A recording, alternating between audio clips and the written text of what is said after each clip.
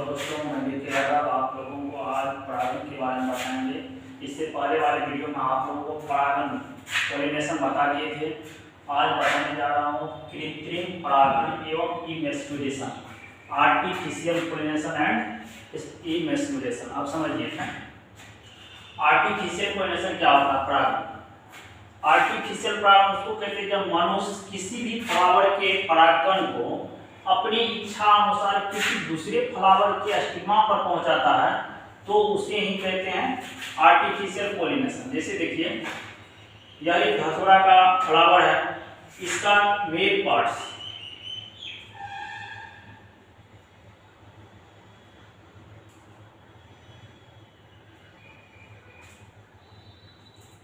देखिए, इसको अच्छे से इसके बीच में जो ये लंबा वाला भाग देख रहे हैं ये होता है फीमेल पार्ट, जिसको मादा भाग कहते हैं, गायनेसियम कहते हैं, फ्लावर का होता है। उसके बाद ये जो साइड से बड़ा वाला देख रहे हैं, इसके मुंह पर गोला टाइप का है, इसको कहते हैं मेल पार्ट्स, इसको फीमेल पार्ट्स, इसको मेल पार्ट्स।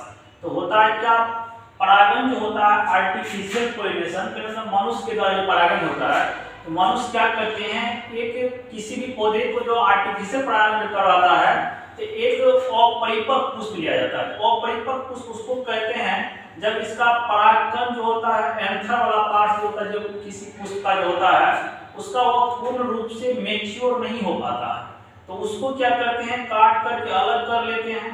जो प्रक्रिया क्या करते हैं, इमेस्कुलेशन। और अच्छे वाले फ्लावर जो होते हैं उसके परागकण को चिमटी की सहायता से निकाल करके किसी पेपर पर ले आते हैं। लेने के बाद क्या करते हैं, दूसरे फ्लावर के स्टिग्मा ये वाला पार्ट होता है, एक स्टिग्मा पर जब डाल देते हैं तो उसी को कहते हैं आर्टिफिशियल पॉलिनेशन। और इमेस्कुलेशन क्या होता है, आर्टिफिशियल पॉलिनेशन का मतलब होता है कि एक पुष्प का परागकण किसी दूसरे पुष्प के स्टिग्मा पर जब मनुष्य अपने इच्छा अनुकूल पहुंचाता है तो वो प्रक्रिया कहलाता है आर्टिफिशियल पॉलिनेशन। उसके बाद इमेस्कुलेशन कहलाता है जब अपरिपक्व फ्लावर के एंथर को चिमटी की सहायता से काट कर अलग कर लिया जाता है तो वो प्रक्रिया कहलाता है इमेस्कुलेशन। अब देखिए, ये फ्लावर है, इसमें इमेस्कुलेशन को समझा रहे हैं। ये वाला पार्ट्स जो देख रहे हैं ये सभी मेल पार्ट्स है, जिसमें क्या होता है, ये वाला एंथर है, तो इसको क्या करते हैं, एंथर वाले पार्ट को इसको पुंकेसर भी कहते हैं। ये पुंकेसर को चिमटी की सहायता से अच्छे ढंग से इसको काट करके अलग कर देता है। जब इसको काट करके अलग किए हैं तो यही प्रक्रिया क्या कहलाता है, इमेस्कुलेशन। कहने का मतलब किसी फ्लावर के फीमेल मेल पार्ट्स को, किसी फ्लावर के मेल पार्ट्स को चिमटी की सहायता से काट कर अलग करना ही इमेस्कुलेशन कहलाता है। अब क्यों काट कर अलग करते हैं, क्योंकि मान लीजिए धतूरा का फ्लावर था, इसको हमको कृत्रिम परागण इसमें करवाना था, तो इसको एक और परिपक्व हो गया था क्योंकि इसका परागकण निकल कर इसके स्टिग्मा पर आ गया। अब यहाँ पे लग रहा है आप लोग को वीडियो के माध्यम से नहीं पता चलता होगा, तो ये निषेचन हो गया। इसको जब अपरिपक्व रहता है, इसमें मेल पार्ट्स और फीमेल पार्ट्स होता है, इसका ये वाला जो मेल पार्ट्स देख रहे हैं इसको जब अपरिपक्व मतलब जब बच्चा की स्थिति में होता है, परिपक्व नहीं होता है, तो इसको काट करके अगर अलग कर लेंगे हम बच्चे में तो इसका एक फीमेल वाला पार्ट जैसे काट करके इसको अलग कर लिए, करने के बाद क्या होता है, एक महीन छिद्रयुक्त पॉलीथीन बैग लिया जाता है, उससे क्या करते हैं, इसको ढक देते हैं, मतलब अच्छे से इसको बांध देते हैं। अब क्यों बांधते हैं छिद्रयुक्त पॉलीथीन बैग से, क्योंकि छिद्रयुक्त पॉलीथीन बैग से इसलिए ढकते हैं कि उसमें सिर्फ इतना महीन छिद्र होना चाहिए जिससे कि वायु इसमें प्रवेश करे और किसी दूसरे फ्लावर का जो परागकण होता है वायु के माध्यम से उड़ करके इसके स्टिग्मा पर ना पहुंचे। इसीलिए क्या करते हैं, छिद्रयुक्त पॉलीथीन बैग से बांध देते हैं। अगर वैसे ही इसके मेल पार्ट्स को काट करके हम अलग कर देते हैं, अब बाद में क्या होगा, वैसे छोड़ देते हैं, तो वायु के माध्यम से क्या होगा, दूसरा पुष्प का जो परागकण होगा वो झड़ करके इसके स्टिग्मा पर गिर जाएगा तो फिर निषेचित हो जाएगा। निषेचित हो जाएगा तो मनुष्य अपनी इच्छा अनुकूल उसको परागण नहीं करवा सका है। तो इसीलिए जो इसको क्या करता है, कृत्रिम परागण को क्या करता है, अपरिपक्व फ्लावर मतलब जब फ्लावर पूर्ण रूप से विकसित नहीं होता, जब पूर्ण रूप से विकसित नहीं होता है तो उसको क्या करते हैं, अच्छे ढंग से उसका जो मेल वाला पार्ट्स होता है फीमेल वाला पार्ट्स को छोड़ करके मेल वाला पार्ट्स को काट करके फेंक देते हैं। वो प्रक्रिया एक इमेस्कुलेशन कहलाता है। उसके बाद एक पॉलीथीन बैग लेते हैं, उसको अच्छे ढंग से इसको ढक करके बांध देते हैं। बांध दिए। उसके बाद क्या होता है, जब इसका फीमेल वाला पार्ट्स जिसको काट के अलग किए हैं, इसका फीमेल वाला पार्ट जब यह परिपक्व हो जाता है, मैच्योर हो जाता है, तब क्या करते हैं मनुष्य अपनी इच्छा अनुकूल किसी दूसरे पौधे का जो अच्छा पौधा है उसका फ्लावर में से मेल पार्ट से परागकण को किसी पेपर पर एकत्रित कर लेते हैं। करने के बाद लेकर के आएंगे, इसके पॉलिथीन बैग को खोल करके हटा देंगे और इसके स्टिग्मा पर दूसरे अच्छे वाले फ्लावर का परागकण को डाल देंगे। तो डाल देंगे तो क्या होगा, उसके बाद डालने के बाद क्या करेंगे, इसको अच्छे ढंग से फिर पॉलिथीन बैग से बांध देंगे। तो बांधने के बाद होगा कुछ दिन के बाद इसमें फल तथा बीज का निर्माण हो जाता है। तो वो प्रक्रिया ही क्या कहलाता है, कृत्रिम पॉलिनेशन कहलाता है, मतलब आर्टिफिशियल पॉलिनेशन यही कहलाता है। अब आर्टिफिशियल पॉलिनेशन मनुष्य क्यों कहलाता है, क्योंकि आर्टिफिशियल पॉलिनेशन के द्वारा जो होते हैं अच्छी किस्म के फल और अधिक उपजाऊ होते हैं।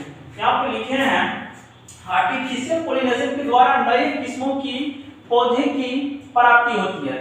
जैसे मान लिया जाए कि एक पौधे सिंपल है, वो अच्छे उसमें फल नहीं लगते और ना ही बड़ा हो रहा है, तो उसी पौधा में फल को बड़ा करना है उसी जाति के, तो उसी जाति की जो पौधा होता है उसमें अच्छे पौधा जो जिसमें फल बड़ा होता है उसका परागकण लेकर के इस पौधे के फ्लावर में मेल पार्ट्स को बच्चे अवस्था जो बच्चा होता है उसी अवस्था में मेल पार्ट्स को काट देते हैं। जब फीमेल पार्ट से बड़ा हो जाता है तब अच्छे वाले फ्लावर के परागकण इसके स्टिग्मा पर आकर के जब दे देते हैं तो वही प्रक्रिया कहलाता है, क्या कहलाता है, कृत्रिम परागण कहलाता है। और कृत्रिम परागण के माध्यम से ही नए पौधे, नए गुण वाले पौधे का समावेश होता है, अच्छे होता है। आप लिखें आर्टिफिशियल पॉलिनेशन के द्वारा किसी प्लांट्स में नए गुणों का समावेश कराकर अधिक से अधिक पैदावार किया जा सकता है, जिसको हाइब्रिड बोलते हैं। हाइब्रिड क्या होता है, एक गड़बड़ किस्म का पौधा होता है उसको अच्छे पौधे से संकर करा दिया जाता है, जो क्या कहलाता है, हाइब्रिड नस्ल का कहलाता है। अब देखिए इसमें अच्छा से फिर से इसको दिखा दें।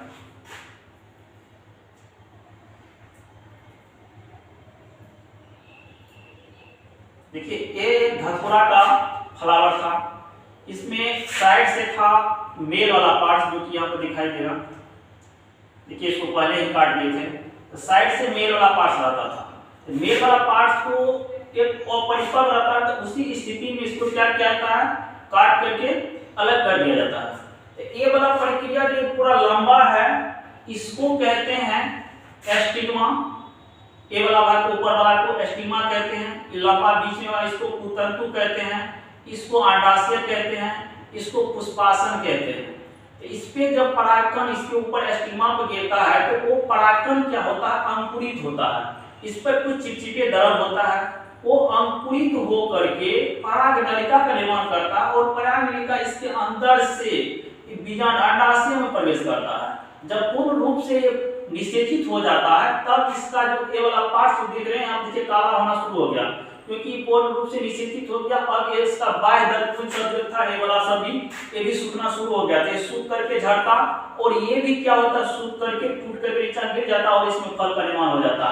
तो इमेस्कुलेशन परागकण में जो होता है, देखिए ध्यान दीजिए, कृत्रिम परागण होता है जब मनुष्य अपने स्वेच्छा अनुसार किसी दूसरे पौधे के परागकण को निकाल करके दूसरे पुष्प पर जब गिराते हैं तो वही प्रक्रिया कहलाता है इमेस्कुलेशन, परागण कहलाता है। इमेस्कुलेशन कहलाता है अपरिपक्व फ्लावर के मेल पार्ट्स को काट करके अलग करना ही इमेस्कुलेशन कहलाता है। आप लोग को ये वीडियो आज बताए थे कृत्रिम परागण एवं इमेस्कुलेशन के बारे में, आज ये क्लियर हो गया। अब अगले वीडियो में आप लोगों को बताएंगे फल का निर्माण कैसे होता है, बीज का निर्माण कैसे होता है, वो 12th में काफी इंपॉर्टेंट है। और इससे पहले आप लोगों को पक्षी परागण भी बताए थे कि पक्षी के द्वारा होने वाले परागण को पक्षी परागण करते हैं। पक्षी परागण किस पौधे में होते हैं, जैसे सेमल हुआ, इसमें पक्षी के द्वारा कौवा मैना के द्वारा भी इसमें होता है। उसके बाद चमगादड़ परागण बताए थे कि चमगादड़ के द्वारा होने वाले परागण को चमगादड़ परागण कहते हैं। जैसे कदम के जो होते हैं पौधे सबके, उसमें चमगादड़ के द्वारा परागण होते हैं। इस तरह से बताया कि अगले वीडियो में आप लोग को फल के बारे में पढ़ाएंगे, सत्य फल असत्य फल।